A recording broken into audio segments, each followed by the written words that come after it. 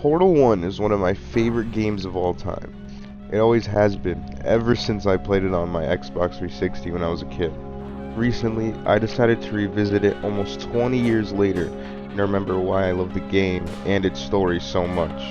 It was introduced in 2007, packaged in the orange box. It was a small collection of already popular Valve-made games like Half-Life 2, Team Fortress 2, but it also introduced Portal. From what I've heard, it was supposed to be a tech demo for the Valve Source engine, with some story added to make it a little bit more fun for the player. But players enjoyed it so much that it became the story we know today. So, let's go over that first part of the story. The first Portal game.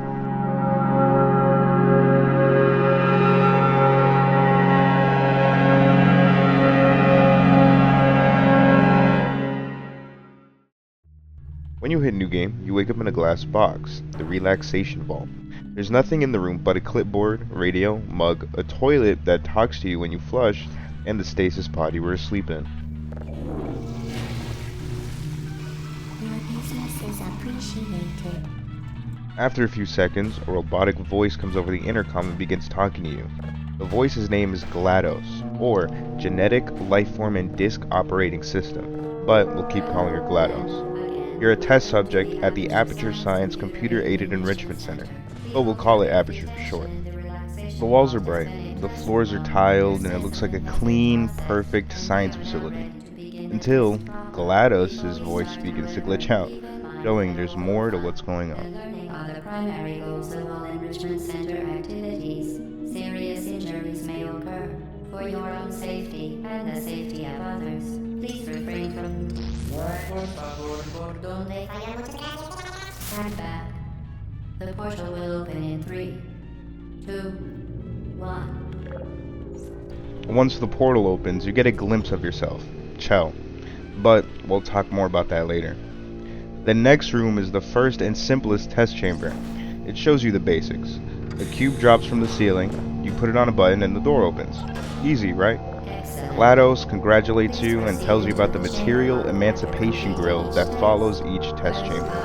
Note the incandescent particle field across the exit. This Aperture Science material emancipation grid will vaporize any unauthorized equipment that passes through it. For instance, the Aperture Science weighted storage cube. The next test chamber is a bit more complex. A blue portal cycles between 3 rooms, changing the orange portal's exit. The rooms have a cube, a button, and the exit. It's simple.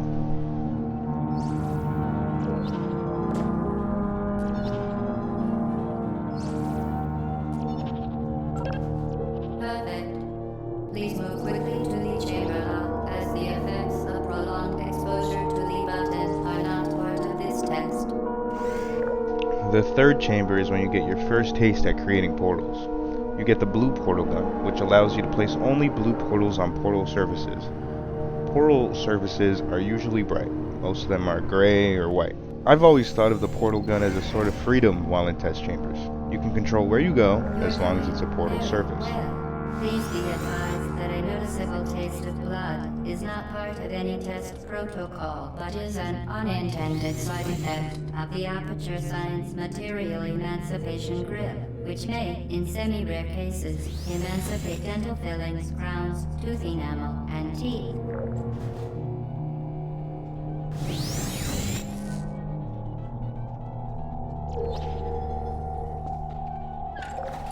Very good. You are now in possession of the Aperture Science handheld portal device. With it, you can create your own portals. These intradimensional gates have proven to be completely safe. The device, however, has not. Do not touch the operational end of the device. Do not look directly at the operational end of the device. Do not submerge the device in liquid, even partially. Most importantly, under no circumstances should you...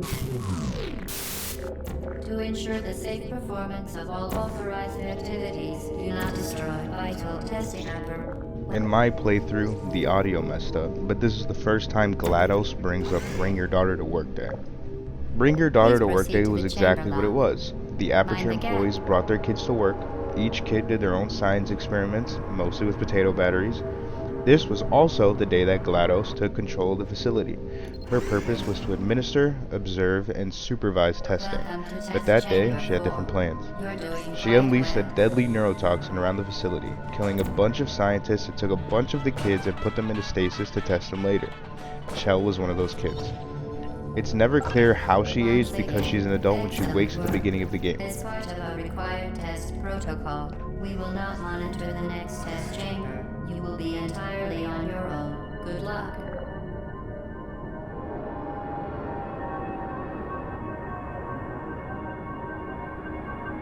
As you progress, the chambers get more and more complicated.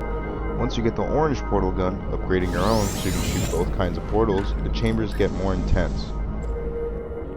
The device has been modified so that it can now manufacture two linked portals at once. As part of an optional test protocol, we are pleased to present an amusing fact. The device is now more valuable than the organs and combined incomes of everyone in Subject hometown, here.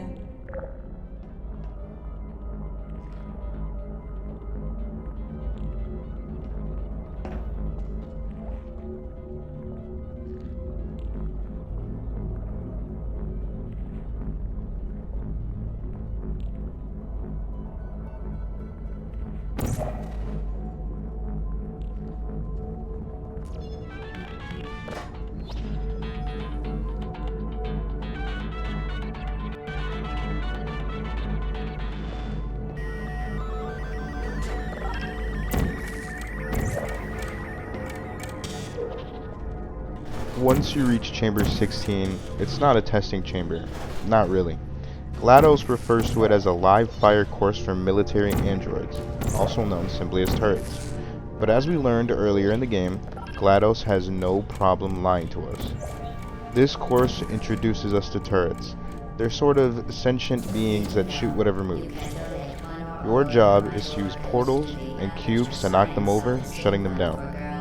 Sometimes when they shut down, they say things like, I don't hate you. among other things. They've got cute robot voices, which honestly makes me feel a little bad every time I have to shut them down. But then they start shooting at me, and I don't feel so Due to bad. mandatory scheduled maintenance, the appropriate chamber for this testing sequence is currently unavailable. It has been replaced with a live fire course designed for military androids. The Enrichment Center apologizes for the inconvenience and wishes you the best of luck.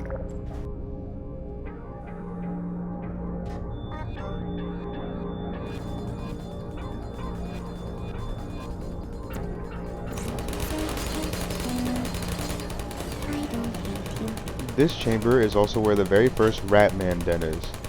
The Ratman comics follows one of, if not the last surviving, Aperture employee, Doug Ratman. When you head inside, it's one of the back rooms of the facility.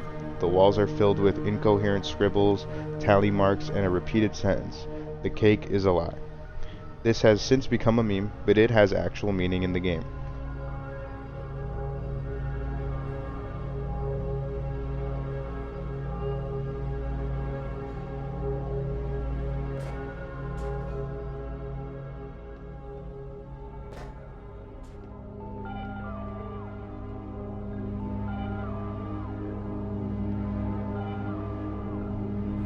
The next chamber, Chamber 17, is when you get your very own companion cube. It's the same as the other cubes, but it has a pink heart on it. Use it to shield yourself from the plasma balls and to complete the test chamber itself. The vital apparatus vent will deliver a weighted companion cube in 3, 2, 1. This weighted companion cube will accompany you through the test chamber. Please take care of it. There's another Ratman den in this test chamber.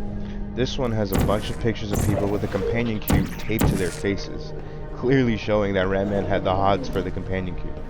There's more incoherent rambling, but the little bits that are legible show that Ratman even worshipped the companion cube to an extent.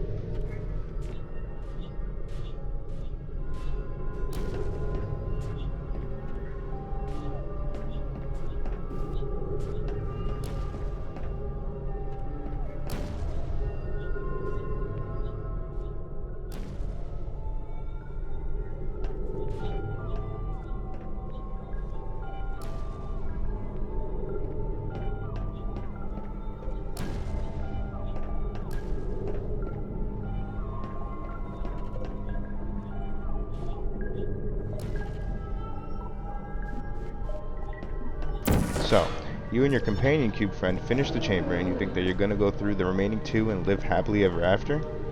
Unfortunately, that doesn't exist in this world. Like most things in Portal, You it did comes it. to an end. The weighted companion cube certainly brought you good luck. However, it cannot accompany you for the rest of the test and, unfortunately, must be euthanized. Please escort your companion cube to the Aperture Science Emergency Intelligence Incinerator.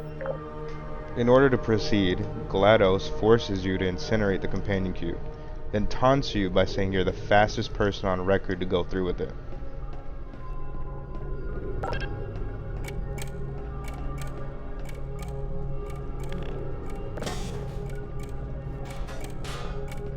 Rest assured, you euthanized your faithful companion cube more quickly than any test subject on record. Congratulations.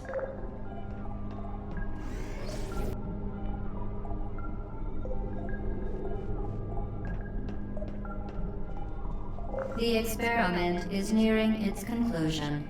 The Enrichment Center is required to remind you that you will be baked, and then there will be cake. Test Chamber 18 is scaled up way more. A lot of flying through portals, using plasma balls to take out turrets, and as GLaDOS puts it,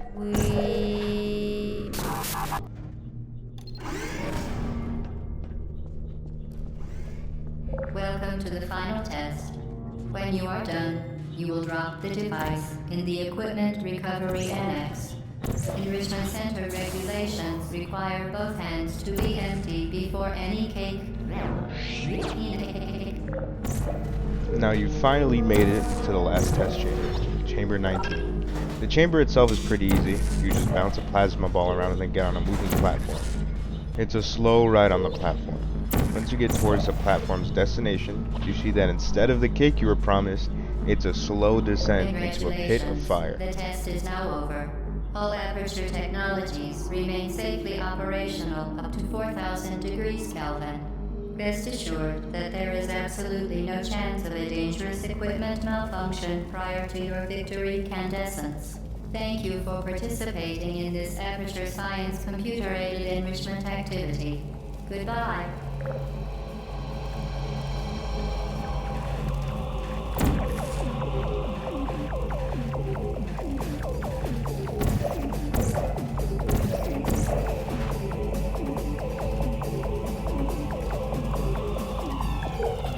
What are you doing? Stop it. We are pleased that you made it through the final challenge where we pretended we were going to murder you. We are very, very happy for your success. We are throwing a party in honor of your tremendous success. Place the device on the ground, then lie on your stomach with your arms at your sides. A party associate will arrive shortly to collect you for your party. Make no further attempt to leave the testing area. Assume the party escort submission position or you will miss the party. GLaDOS lied, again. But this time you can use your portal gun to escape, which surprises GLaDOS. She tries to convince you to not escape further by promising a party, but we're already aware that she's full of lies, so we keep going. Hello? Where are you? I know you're there. I can see you.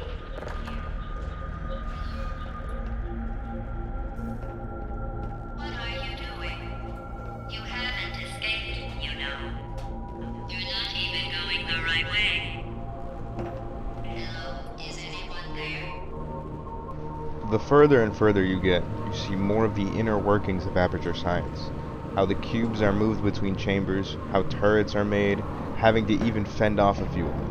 The further and further that you get, GLaDOS's facade slips a little bit more and more. She starts to get more and more frustrated with you as you get closer to her. How much you won. The test is over. Come back. Uh-oh. Somebody cut the cake. I told them to wait for you, but they...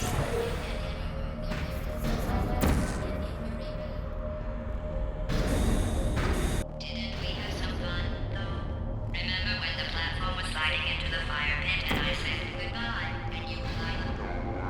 And then I was all weeping.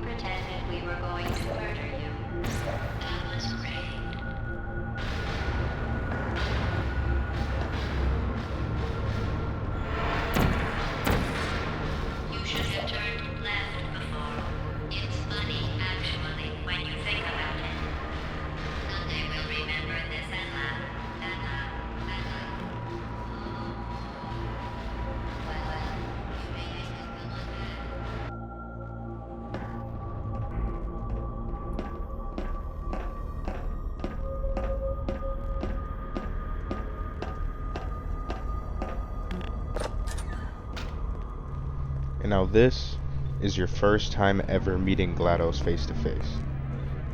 This is the final battle of the game. This is all that's left between you and the outside world. After entering her chamber, a small sphere with a big eye falls off of her body. You grab it, confused, and decide to throw it into a nearby incinerator, which changes GLaDOS' whole mood. Her way of speaking and causes her to release neurotoxin in the room. Those spheres attached to her are called personality cores, and are meant to regulate and keep GLaDOS from killing everyone, but as we know from Bring Your Daughter to Work Day, that didn't work. Well, you found me. Congratulations. Was it worth it? Because despite your violent behavior, the only thing you've managed to break so far is my heart. Maybe you could settle for that, and we'll just call it a day. I guess we both know that isn't going to happen. You chose this path. Now I have a surprise for you. Deploying surprise in 5, 4... Time out for a second. That wasn't supposed to happen.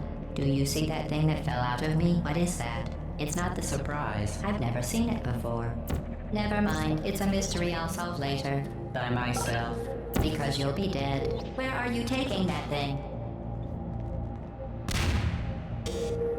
You're kidding me. Did you just stuff that Aperture Science thing, we don't know what it does, into an Aperture Science Emergency Intelligence Incinerator? That has got to be the dumbest thing that... Whoa. Good news. I figured out what that thing you just incinerated did. It was a morality core they installed after I flooded the enrichment center with a deadly neurotoxin to make me stop flooding the enrichment center with a deadly neurotoxin. So get comfortable while I warm up the neurotoxin emitters. Huh. That core may have had some ancillary responsibilities. I can't shut off the turret defenses. Oh well. If you want my advice, you should just lie down in front of a rocket. Trust me. It'll be a lot less painful than the neurotoxin. Alright. Keep doing whatever it is you think you're doing. Killing you and leaving you the device aren't mutually exclusive.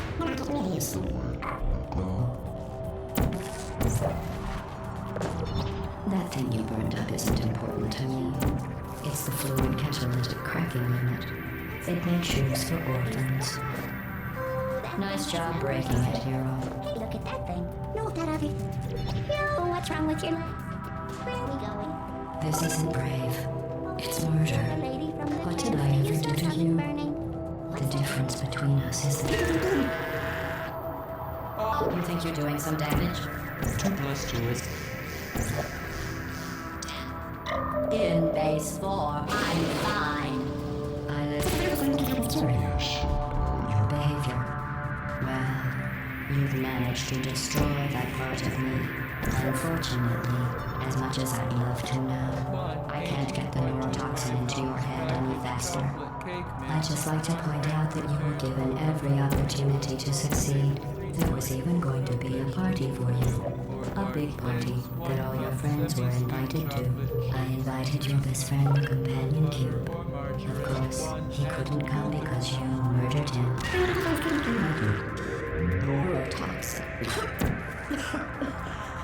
So deadly. Joking. You do. When I said deadly neurotoxin, the deadly was in massive sarcasm quote. I could take a bath in this stuff, put it on cereal, rub it right into my eyes. You, on the other hand, are going to find its deadliness a lot less funny. Who's gonna make the cake when you? You're wasting my time. And believe me, you don't have a whole lot left to waste. What's your point anyway? Survival. Well then, the last thing you want to do is hurt me. I have your brain scanned and permanently...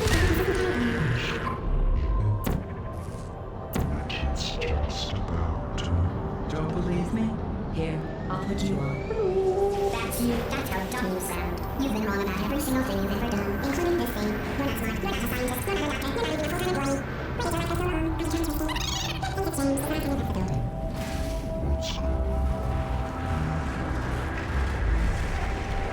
As you repeat the process of using her own rocket turret against you and incinerating the personality cores that fall off of her, she taunts you, before her and the room you're in begin to explode.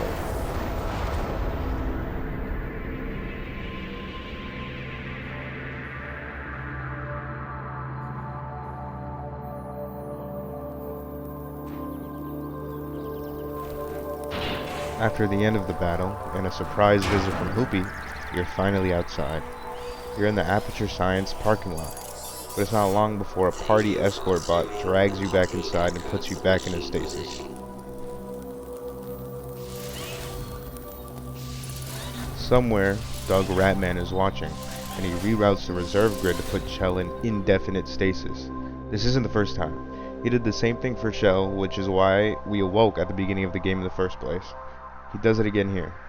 Chell's file says not to test her, because she's stubborn and never gives up, making her the perfect rival for GLaDOS. Ratman got injured on the way, getting shot by a turret. He climbs into a stasis pod, and that's the last we see of him. For now. After that, there's a cutscene where you fly through some of Aperture's inner workings.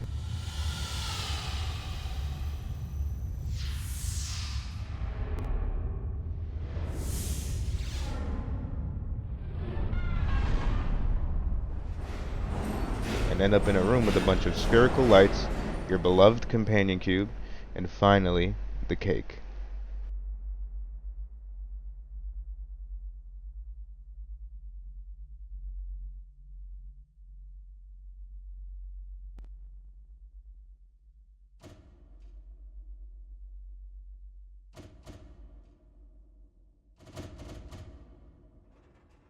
A mechanical arm drops from the sky, opens, and then puts the candle out.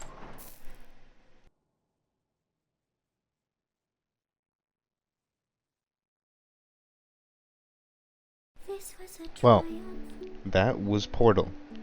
It is and always will be one of my favorite games. The gameplay, the simple yet awesome story, and of course, the cake.